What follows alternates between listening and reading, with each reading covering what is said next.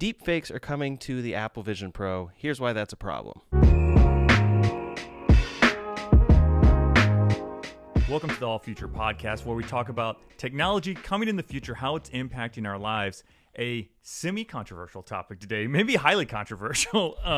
Deepfakes, their integration into Apple Vision, kind of some crazy stuff happening here. You're an Apple Vision guy. What's going on with this? Well, so far we've seen a lot of apps that are already on the Apple Vision and then some that are demos of what could be coming to the Apple Vision. And some of these are really cool things like gamifying, doing chores and stuff. So you're vacuuming and you're actually collecting coins everywhere and it recognizes where you've already vacuumed. But other demos are things like this, which is a deepfake generator thing for the Apple Vision that would work in real time. And so it's really creepy to see in practice because essentially when you're wearing the Apple Vision, you're getting totally used to the pass-through and you get totally used to it and you're seeing the world. I haven't really done a ton of interacting with other people with it on, but when you do, this would change their face if you want it to. So you could be with whoever you want to be with. Wow. For now, this is just a demo that could be coming to the Apple Vision. I think it could definitely run on there already.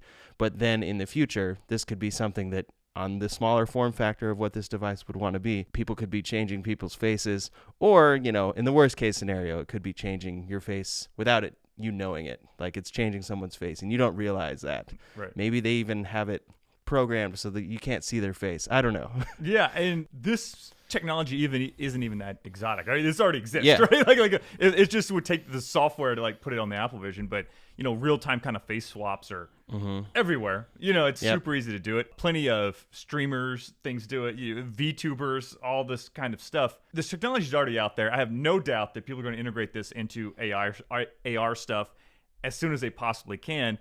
Because I think people actually want this kind of technology, unfortunately, right? Yeah. Like you just like, oh, I'm tired of being with my wife. I'm gonna make her look like Harrison Ford today or something or whatever it is. This is something I think is no surprise. This technology has been thought of in sci-fi for years. I feel like it's kind of the first cyberpunk thing ever.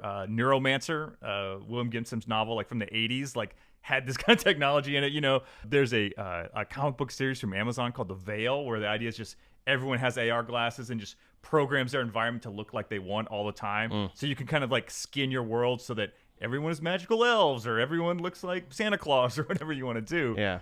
The problem with this is that I think from a kind of an ethical or philosophical point of view, right, is that are we detaching people so far from reality they can't effectively operate as humans anymore, right? Like if you can make it so where you're driving around the streets and you program your AR glasses to, I never want to see a homeless person again, right? And they just kind of get wiped out of your field of view that you're looking at. Or I only want to see people who smile at me, right? So like everyone you're looking at is smiling at you. Yeah. There's like these weird things. Easy to do. Yeah. I mean, that's easy. Yeah, exactly. That technology already exists, right? This isn't even sci-fi at all. So I think that's where there's kind of a red flag with this, is that it's going to affect how people are interacting with their world in probably a negative way, I think. A Band-Aid over the wound, if you will, instead of people accepting their reality.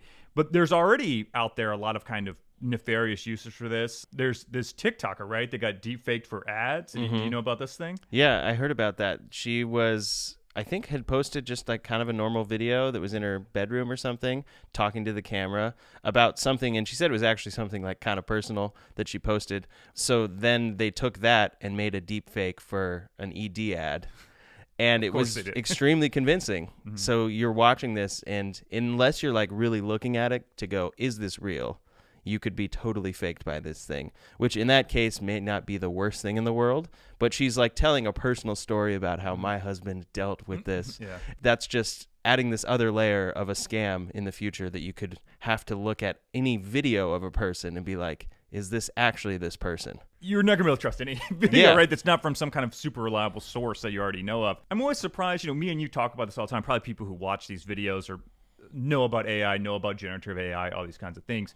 But how kind of the general populace, I still don't think knows how advanced it's become. I see this a lot. I'm on a lot of art Reddit boards and things like that.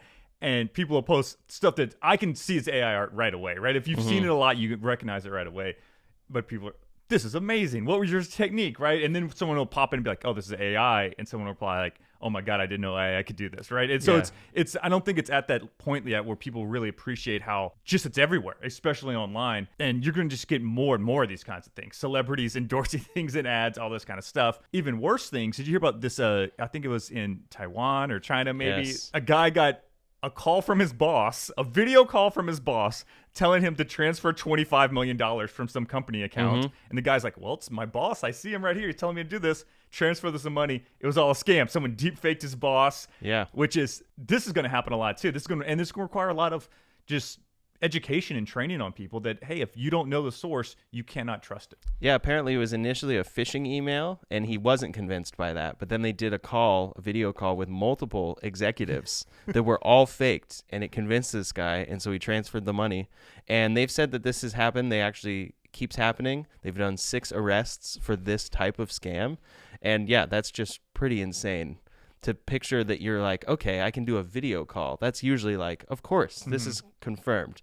But even that was completely faked. I have had this conversation with my aging parents. If you get a message from me that is any way talking about money or passwords or anything, call me back. Call me directly and talk to me about this, right? Like, don't accept anything incoming as facts, because it's pretty easy to fall for this, again, especially if you don't know that this technology is out there and exists. Yeah, and if it's over the phone or a bad connection, it takes away a certain layer of you knowing it's your actual voice. And you bring it back to the Vision Pro kind of persona things, right? Like they already look kind of weird.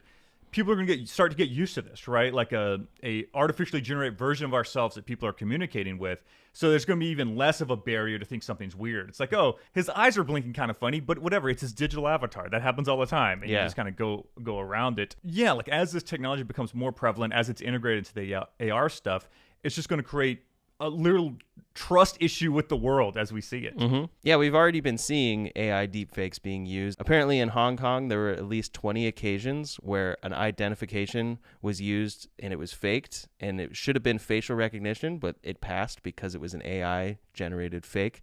So this issue has already existed, and now it's just like, well, as this technology gets better and better, it's just going to keep getting worse. So then, yeah, it worries me for things that you're talking about with the Apple Vision. We're already getting used to somewhat of a fake representation of someone's face. What does that mean in the future? And then looking out of the Apple Vision, is it changing people's faces? Are you deciding that? What is going on there? Right. It's also maybe like you as the person walking around who people are seeing in there can choose your face that day or something. Like everyone who's on Apple Glass or whatever, like, Gen 15 of this technology is just going to see you as but maybe you could have hair to everyone, like That's you true. could just be walking around and everyone's like, I love your flowing blonde hair today, I like this now. Yeah, never mind. Yeah, totally flipped on it. It could be great.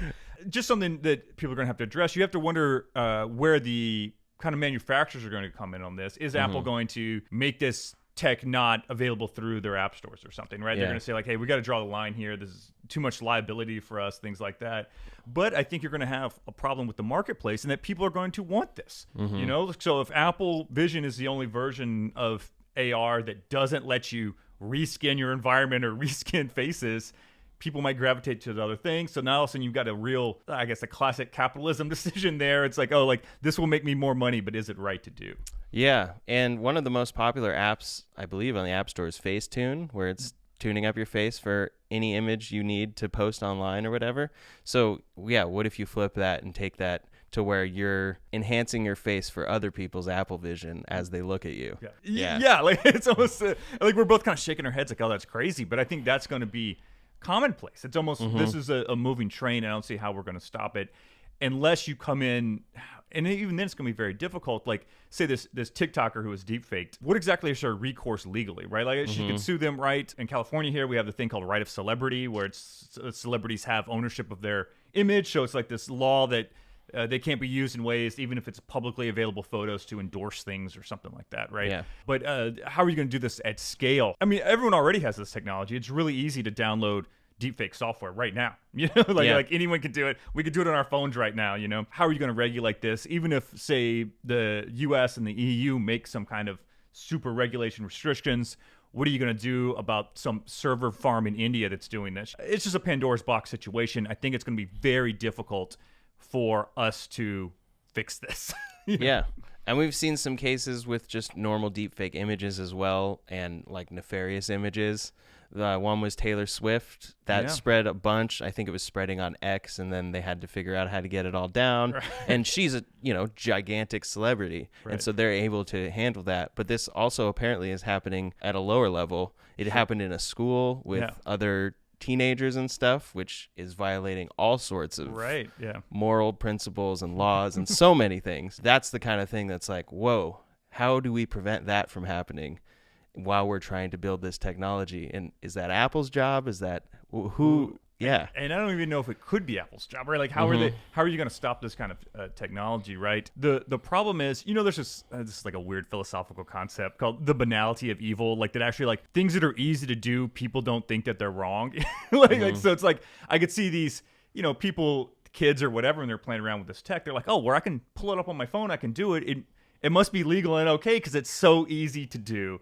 And it turns out that, oh, this is highly illegal to do this sort of thing, but it's just going to be really difficult to regulate it, Definitely. So this technology is coming. There's nothing we can really do to stop it, and we'll have to see how this gets regulated, because there has to be something, because this could really get out of hand, but it could be exciting in some ways and really bad in other ways. Yeah. Yeah, man. Trust no one.